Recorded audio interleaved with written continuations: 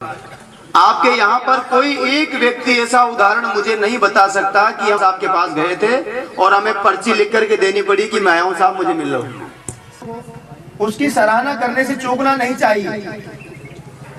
आप लोगों को कहीं ना कहीं कोई सम्मान और ये इतना बड़ा पद आपको मिला है, तो उन्होंने कहा कि देख लेंगे।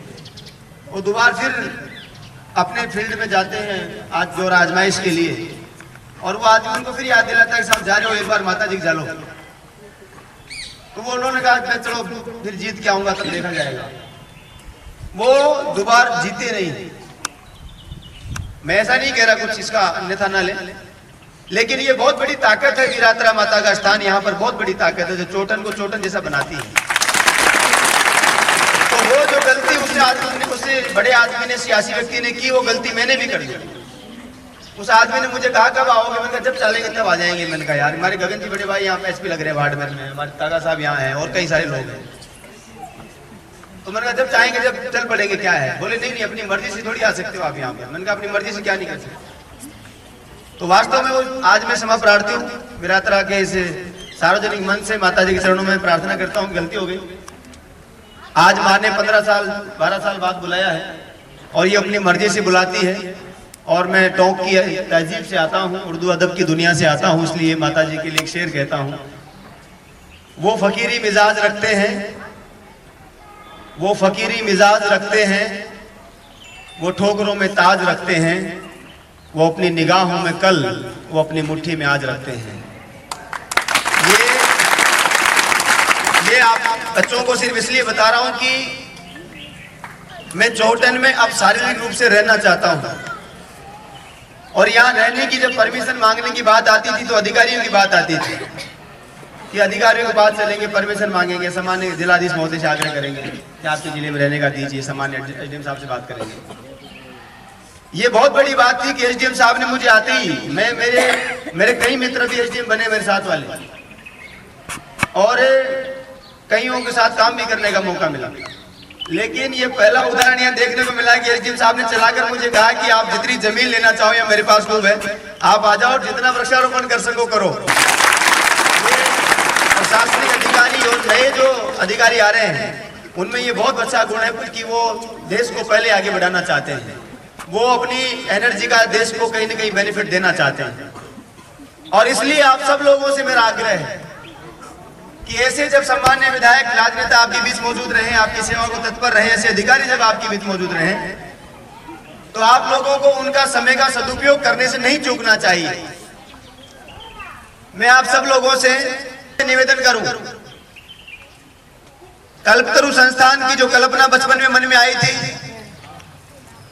उस कल्पना को लेकर के हम चल पड़े थे। 7 साल की उम्र में पहला पौधा मैंने अपनी माँ के साथ लगाया था, और हमें तो कल्पना भी नहीं थी गांव में, जब इस उम्र में थे हम लोग, उस उम्र में लोग पौधा चोर बोलते थे, माँ से शिकायत करते थे, माँ डंडे से ठोकती थी कि उसका पौधा चोर लाया, ये कर लाया, वो कर लाया।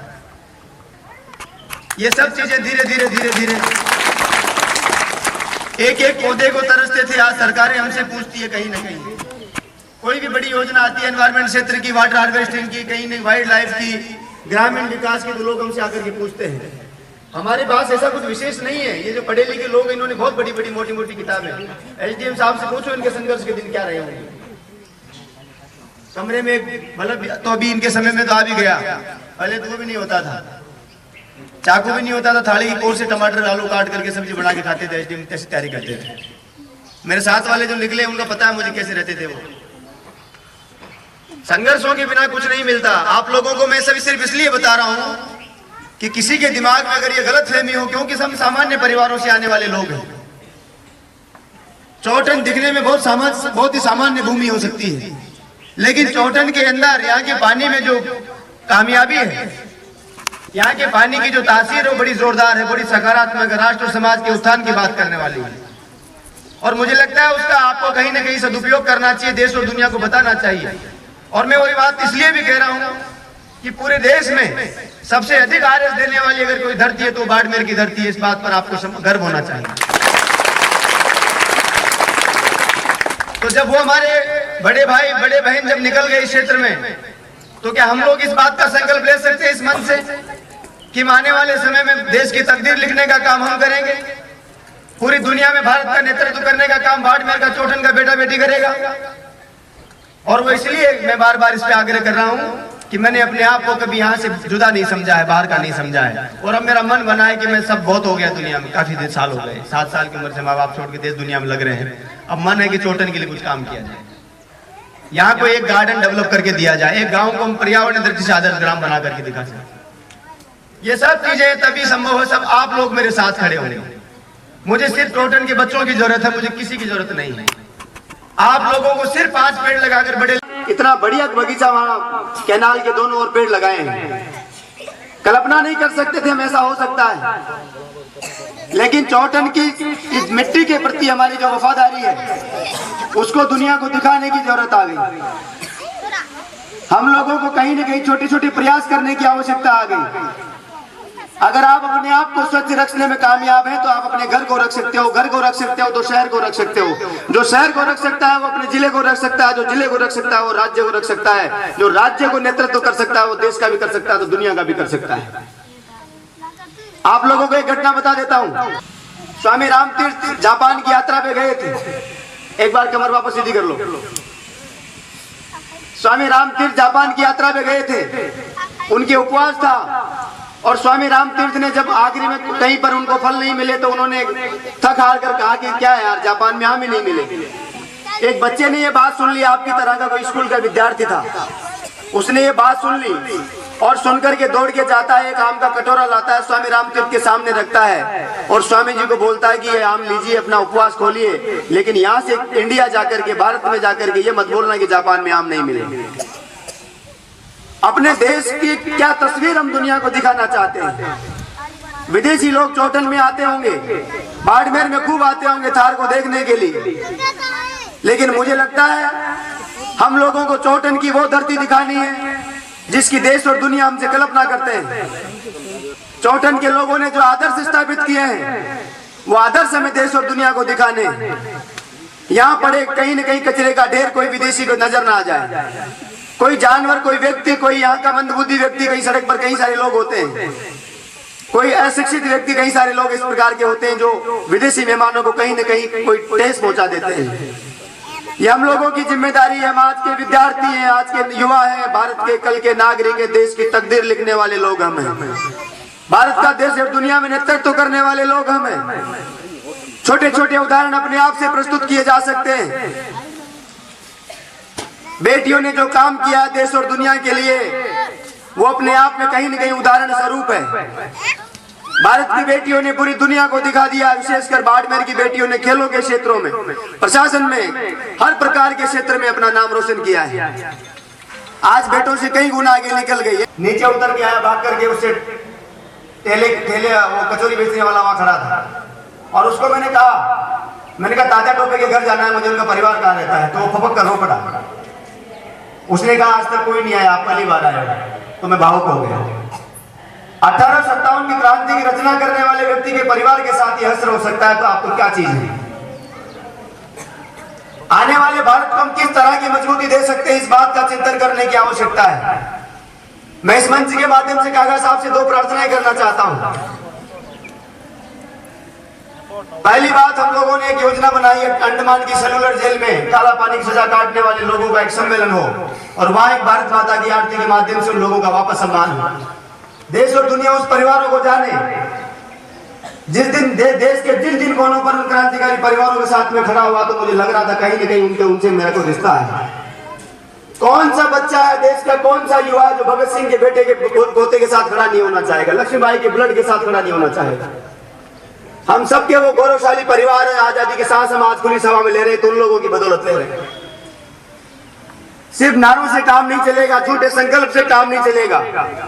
हर साल हम लोग देखते हैं, हमारे डिपार्टमेंट की फॉरेस्ट के भी कई सारे प्रोग्राम होते हैं। पेड़ बचाने के संकल्प लेते हैं, हाथ ऊपर करते हैं, फोटो खिंचाते हैं। क्या किसी ने पेड़ लगाया? क्या किसी ने संकल्प की पालना करी? संकल्प वो नहीं होता, संकल्प तो वो होता है जो चाणक्य ने लिया था कि मैं दुनिया का सबसे बड़ा सम्राट, महान राजा बनाकर दम लूंगा। संकल्प वो होता है जो अशोक सम्राट ने कहा, चाणक्य ने कहा, मतलब परमात्मा ने। और उम्मीद करूंगा कि हम सब लोग मिलकर के काम करेंगे। हिमाकत पर हिमाकत कर रहा हूं। हिमाकत पर हिमाकत कर रहा हूँ, मैं फिर अपनों से उल्फत कर रहा हूँ। चोटन में आकर लगता है मोहब्बत से मोहब्बत कर रहा हूँ। धन्यवाद।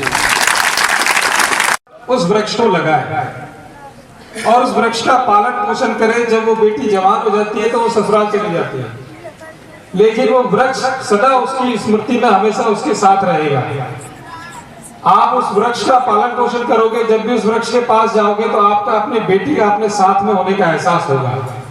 तो ये बहुत बड़ा आत्मिक लगाव आप उससे महसूस करोगे और इस मुहिम से आप जुड़ोगे तो निश्चित रूप से आपको बहुत अच्छा महसूस होगा।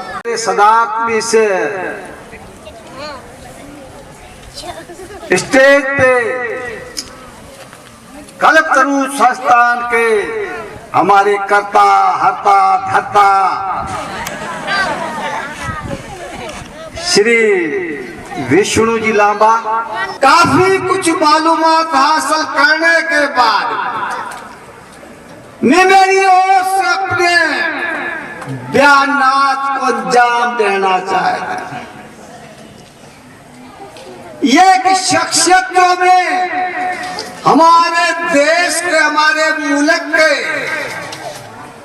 सदर ने इनको कितने कितने एजाज और काम से नवाजा है। बहुत लाजवाब, काबिल तारीफ, काबिल शिकायत और काबिल दीद है। ये हमारे ये टोक का नहीं, ये लड़का इस चोहटन का लड़का है।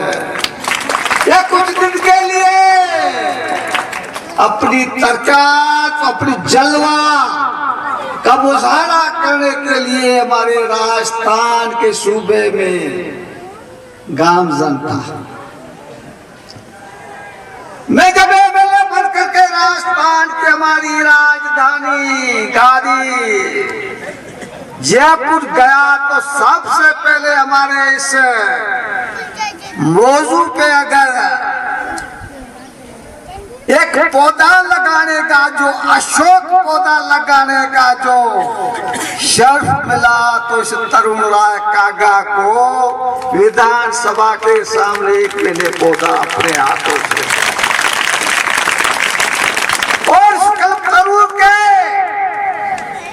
जो बड़े बड़े होर्डिंग वगैरह लगे, उसमें आपके विधानसभा के इस विधायक और वसुंधरा राजे हमारी जो वजीर आज़म है, उनके एक हमसाया फोटो लगे थे। बहुत एक मिकनातीसी और तस्वीर कश्माई और एक अक्ष था। उसके बाद में जो हमारे जंगलात महकमे के मंत्री मिस्टर रणवा साहब के क्यादत में, और मुझे पता नहीं एक उल्टा चश्मा का कोई एक जो मुझे उसका नाम नहीं दे कि उसको बाबली बाबली का रोल अदा करती है। तारिक मेहता का उल्टा चश्मा। उसके सामने हमने जब अपने बयानात और अपने क्षेत्र की जब छटाई बिखेरी, तो लाजवाब हमारे उसे तारीख मंजर पे आग होती। हालांकि ये लड़का हमारे इस उम्र के आधे भी उम्र का नहीं है, लेकिन जो अपनी काबिलियत से वो तो जमालियत का जज्बा इन्होंने अपने भारत नहीं, हमारे मुल्क में नहीं, विलायतों में भी इनने जो डक्का बजाया, और इनका भी बहुत बहुत शुक्रिया अदा करता हूँ। और हमारी इस सरजमीन चौहटन पे इनका वालाना इस्तकबाल करता हूँ, खुश आमदीद करता हूँ, खैर मकदम करता हूँ, स्वागत करता हूँ। जिन्होंने अपना अहद यहां जाहिर किया, उसमें भी हमारे एसएम साहब ने उनके लिए पूरी तरह से मनोवेग से दिल से जो उनको यहाँ ये हमारा पैगाम का आगे बढ़ाने के लिए जो अपनी ओर से मदद किया है, जिसके लिए मैं एसएम साहब का भी शुक्रिया अदा करना चाहूंगा। मैं लामा जी को कहना चाहूंगा, आपने जो एक पीड़ा उठाया है, कलप करो।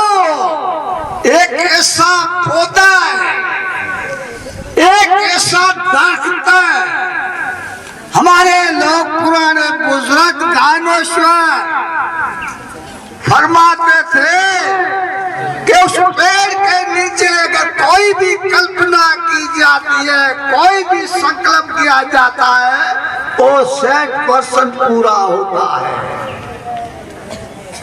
मुझे नहीं मालूम, लेकिन आपने जो जिन्हें पौधों का जिक्र किया, उसकी तादाद बताई, और जो इसी के सिलसिले में जो आपका इल्जाम इकराम मिला, जिससे पूरी तरह से साबित हो चुका है कि आपकी कल्पना कितनी बुलंद है। हम लोग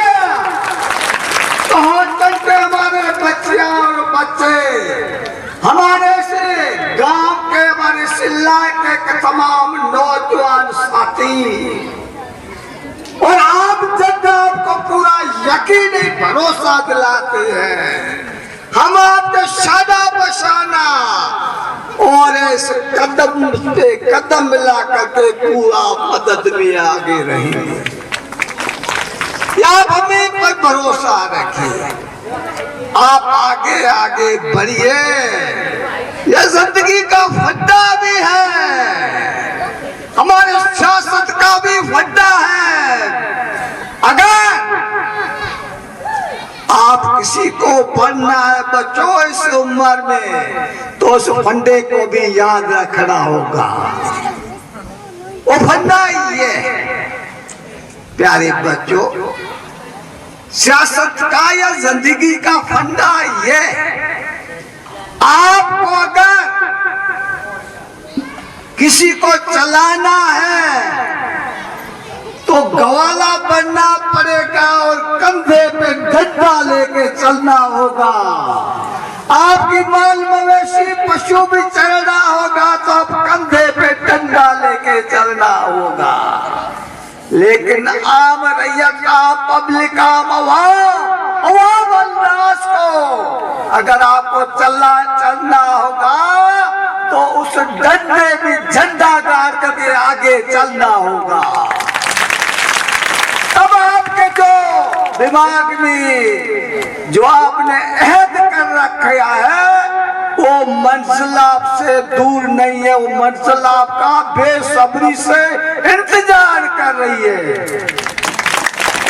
किसी शायर ने ठीक कहा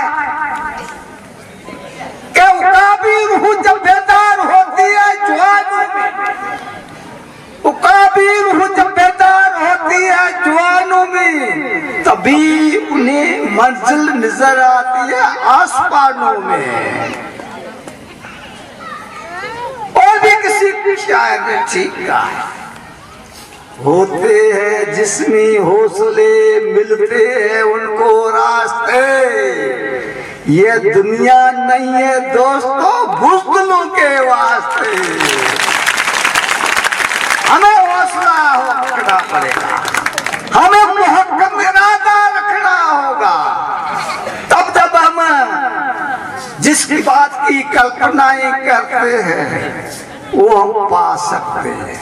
लेकिन सारी मैंने बातें सुना ली तो ये लामा वापस भी आएगा, इसलिए भी अधूरी कचरी बातें छोड़ करके भी आपसे रुखसत होना चाहिए।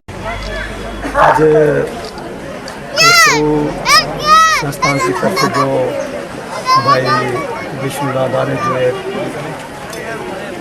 हरित क्रांति का जो आगाज़ किया बड़ी तारीफ है। मैं सोचता हूँ कि हमारे ये बाड़मेर को ग्रीन बनाने में बहुत मददगार होगा और ये हमारे बच्चों होटल के लिए भी बहुत बड़ी अच्छी सौगात रहेगी। मैं इसके भविष्य के सुखद भविष्य और भविष्य की कामना करता। कल्पतरु संस्थान द्वारा जो वृक्ष बचाओ और बेटी पढ़ाओ और बेटी बचाओ का जो अभियान चलाया जा रहा है बाड़मेर में, निश्चित रूप से बाड़मेर के लिए बहुत ही महत्वपूर्ण है और बाड़मेर की वानस्पतिक संरचना और यहाँ की भौगोलिक संरचना को बदलने में बड़ा महत्वपूर्ण और योगदान इसका रहेगा। तो हम सभी उम्मीद करते हैं कि इसका भविष्य में हमें अच्छा परिणाम देखने को मिलेगा और इनके विष्णु जी लामा जी के सहयोग से जो ये कार्यक्रम चल रहा है, हम इनके शुक्रगुजार हैं और इनके उम्मीद करते हैं कि ये कार्यक्रम अपने परिणति तक पहुँचे। धन्यवाद।